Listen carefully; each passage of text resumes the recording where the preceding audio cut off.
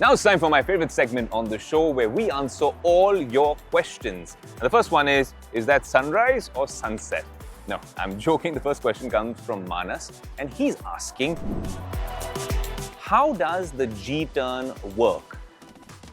I'm guessing you're talking about the Mercedes G-turn, Manas. Well, why should I tell you? In fact, let me show you.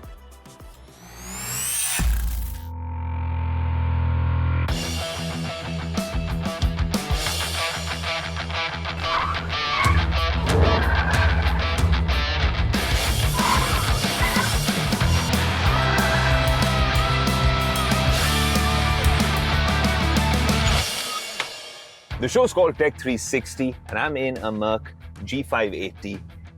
This is the G-Wagon electric, which is known for what it does in 360.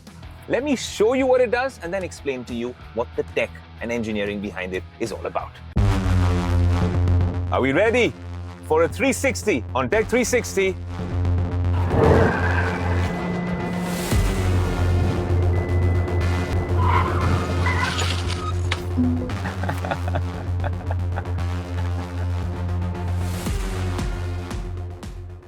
Now, what really makes the G-turn possible is the G580's 4-motor electric setup, something you won't find in a conventional G-Class, the G63, or anything from the G-Wagon lineup. Each wheel gets its own permanently excited synchronous motor, which means torque can be managed independently at all 4 corners. This kind of control simply isn't possible with a traditional engine and transmission layout. Now, when the G-turn gets activated, the car sends power forward on one side and backward on the other. The opposing forces cancel out forward motion and instead create a pure rotational force that spins the 3.1-ton SUV around its middle. The system allows up to 2 full 360-degree spins, which I did, before it shuts itself off. That's all it allows you. That's a safeguard to prevent over-stressing the components. That's the tires, that's the battery, and the entire gamut. In low range, the G580 can unleash a staggering 18,000 Newton meters of torque. But raw power isn't the whole story. The software behind the system is constantly balancing things out. That's where the Tech 360 perspective matters most. Matching wheel speeds, smoothing out the motion, and making sure that this SUV doesn't just jerk or lose traction, even on slippery ground, which we have over here in some parts. Mercedes has also built in advanced torque vectoring that works like a set of virtual differential locks. Instead of relying on heavy mechanical hardware, the G580 can simply vary torque, or basically apply braking at individual wheels whenever needed, keeping everything under control during this complex maneuver. While the G-turn might look like a party trick when shown off at events, it has genuine off-road usefulness. If you're stuck on a narrow track with no room for a 3-point turn, it can spin you around within the vehicle's own footprint. In deep mud, snow, or sand, it can help you reposition and find traction again. This was just a tech demonstration of the 360 turn on the G580 on Tech 360. We'll do a full review of this car, maybe take it for a long drive and tell you how practical it is. 400 to 500 kilometers on a single charge. This car can do a lot, and then a whole lot more as well. We'll also compare it with its ICE counterpart, because this is your one-stop shop for all things tech, AI, auto, because all those worlds are converging.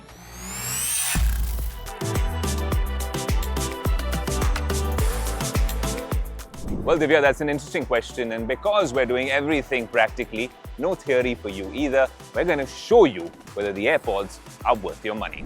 I was actually just testing in real time the new AirPods Pro. Now, this was a fantastic device in its previous generation, and even before that, this is the 3rd generation of AirPods Pro.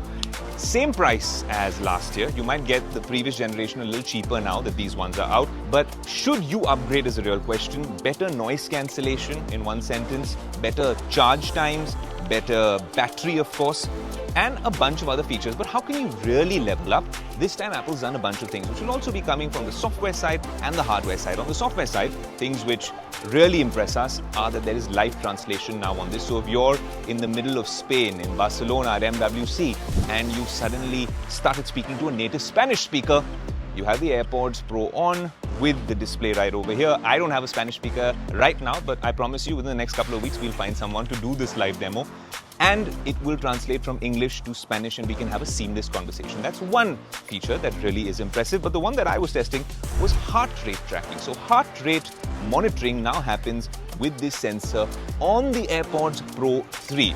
And what that means is you get fairly accurate heart rate analysis and monitoring from putting this in your ear. That's a lot of tech. But what does that mean for the Apple Watch? It doesn't really integrate as well as the Apple Watch with its heart rate and other heart notifications, and now even hypertension works with the health app. But you can get heart rate monitoring on your AirPods now, which is kind of cool. Maybe that's the future of wearables.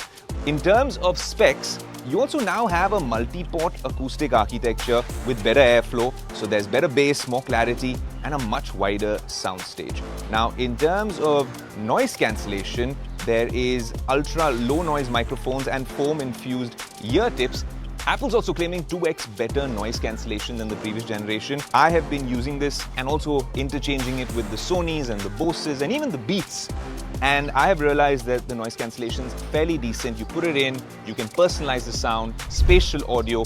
But what's really cool is that if I want to record without a microphone, right now I'm strapped up with a mic and I just want to put these on, they now have these high quality microphones. And this obviously wouldn't substitute a genuine external mic, but now when you are recording as a content creator, the mic on the AirPods will be able to give you the sound that you desire. Also, if it's rainy weather like we have in Mumbai and all across the country, and you want to do a workout or you're just sweating a lot, there's now IP57 dust and water resistance, which is better than IP54 from the last generation. So if you're getting this at the same price as the AirPods Pro 2, it's a no-brainer. You'd want the newer tech. Not much has changed in terms of the design, it's almost the same. The physical button to pair them has now gone. It's a little bit difficult to get used to, but once you do, you just tap on the front screen, the pairing starts. So final verdict, of course, if you're getting this at the same price, which is around 25,900 with a bunch of festive season sales and offers, maybe even lesser, this is a great buy. You wouldn't want to go for 2 or 3 or 4-year-old tech or even older.